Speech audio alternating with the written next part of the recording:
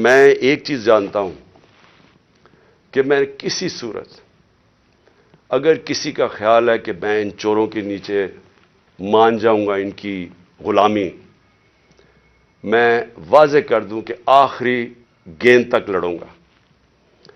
آخری اپنی سانس تک ان کا مقابلہ کروں گا۔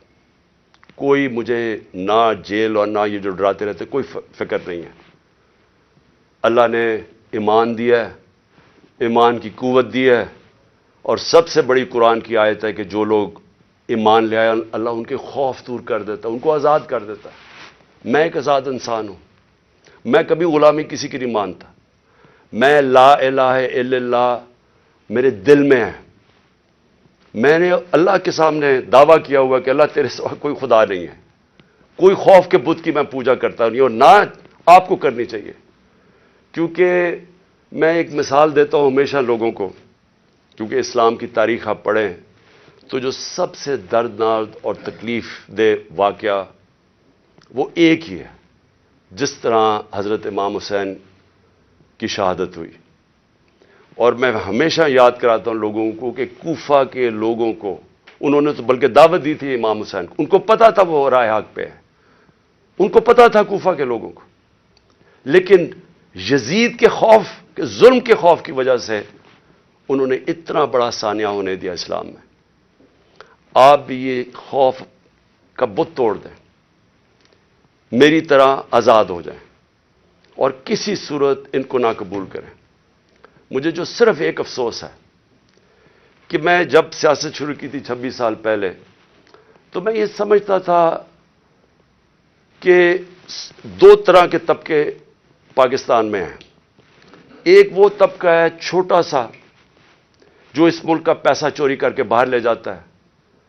ان کے پاس اربوں ڈالر باہر پڑے ہیں، بڑے بڑے پراپرٹیز، مے فیئر سب سے مہنگے علاقے میں لنڈن میں پراپرٹی ہے، بیٹا ون ہائیڈ پارک وہ سب سے مہنگا علاقہ ہے، آف شور اکاؤنٹس میں ان کے پیسے پڑے ہوئے ہیں۔ تو میں ان کو تو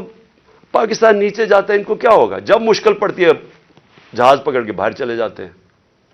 تو ایک ایسا طبقہ چھوٹا سا بیٹھا ہوا ہے، ہر وقت پیسہ اس ملک سے چوری کر کے باہر لے جاتا ہے،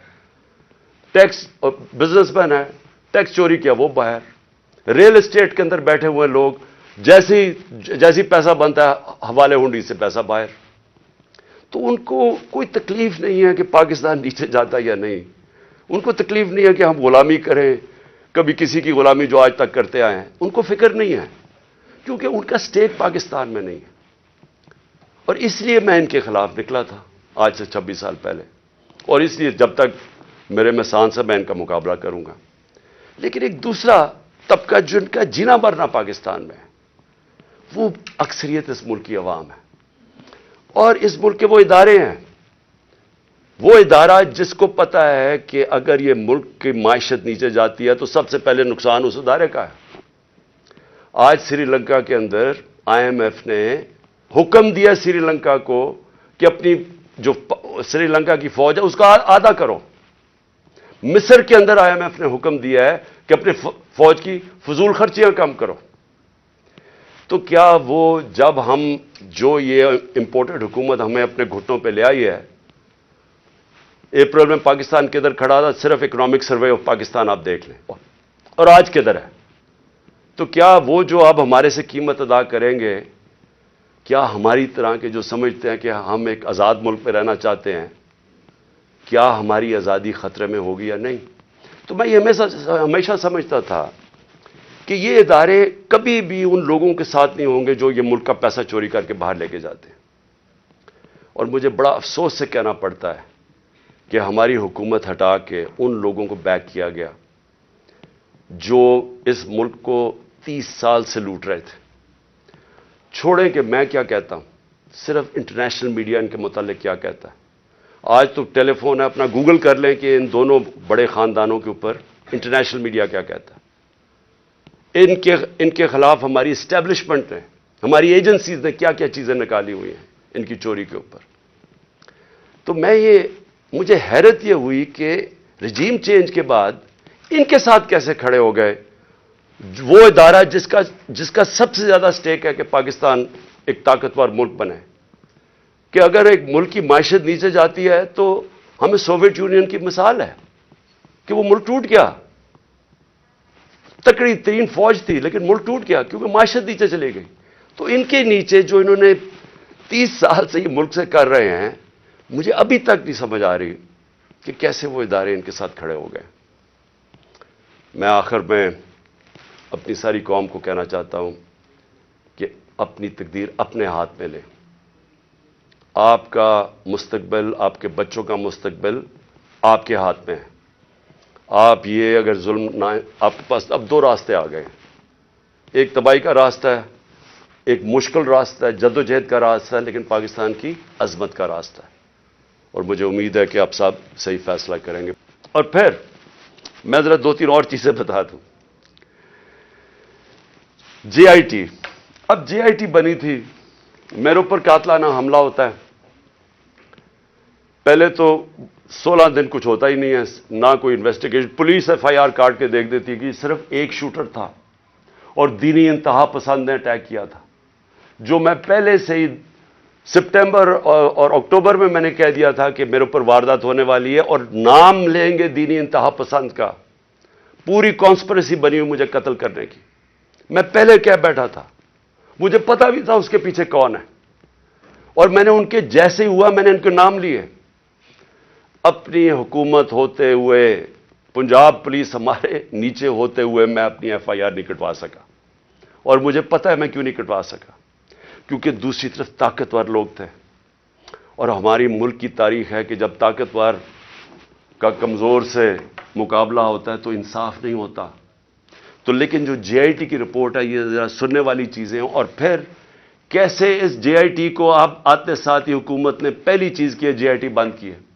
یہ کس قانون کے تحت کی ہے؟ جے آئی ٹی تو پنجاب کی جے آئی ٹی تھی، فیڈرل گورنمنٹ تو جے آئی ٹی نہیں بنا سکتی، اور جے آئی ٹی کی فائنڈنگز، جو فائنڈنگز سامنے آئی ہیں ذرا یہ سن لیں، اس کی وجہ سے یہ بند کی گئی ہے۔ میں ذرا آپ کو بتانا چاہتا ہوں ساری قوم کو کہ میرے اوپر جو حملہ ہوا تھا، جب انہوں نے ایف آئی آر کٹائی پولیس نے، میری نہیں کاٹی، انہوں نے کہا تھا ایک شوٹر ہے، ذرا آپ یہ سنیں، اب تک جے آئی ٹی نے جو عدالت میں جو رکھ چکی ہے، جو عدالت میں چیزیں رکھ چکی ہیں، وہ ذرا سنیں۔ سب سے پہلے انہوں نے یہ کہا، جو کہ ڈی پی او گجرات تھا غضنفر حسین،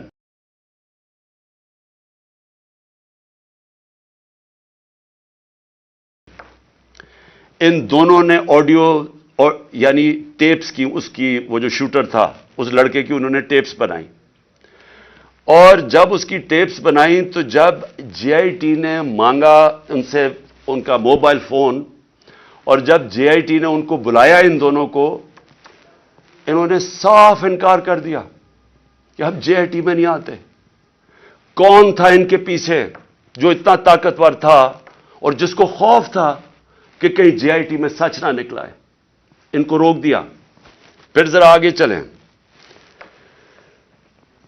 اس کے بعد جب جو سیکنڈ جو دوسری ویڈیو بن رہی تھی، وہ نوید جو شوٹر تھا، اس کی سی ٹی ڈی میں جب اس کی جو ویڈیو بن رہی تھی، اب ذرا یہ سنیں، رپورٹ لکھتی ہے جے آئی ٹی کے 4 سے 5 جو نامعلوم لوگ وہاں موجود تھے۔ وہ کون تھے؟ پولیس سی ٹی ڈی کے اندر اس کی بنایا جا رہا ہے اس کا سیکنڈ ویڈیو، اور وہ بھی اس کی کون سا قانون اجازت دیتا ہے کہ پولیس ویڈیوز بنا کے ریلیز کرتی رہے میڈیا کو؟ لیکن وہاں جو سب سے زیادہ چیز ہے،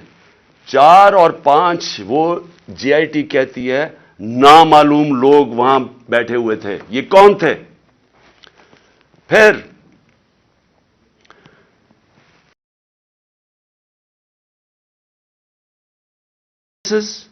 جو گواہ دیکھتے ہیں وہ شوٹر کو 3، ایک فورینزک کے ذریعے، اور ایک پھر فورینزک کے ذریعے یعنی کہ جو خول ملے تھے ان کی گولیوں کے، وہ 3 جگہ سے ملے،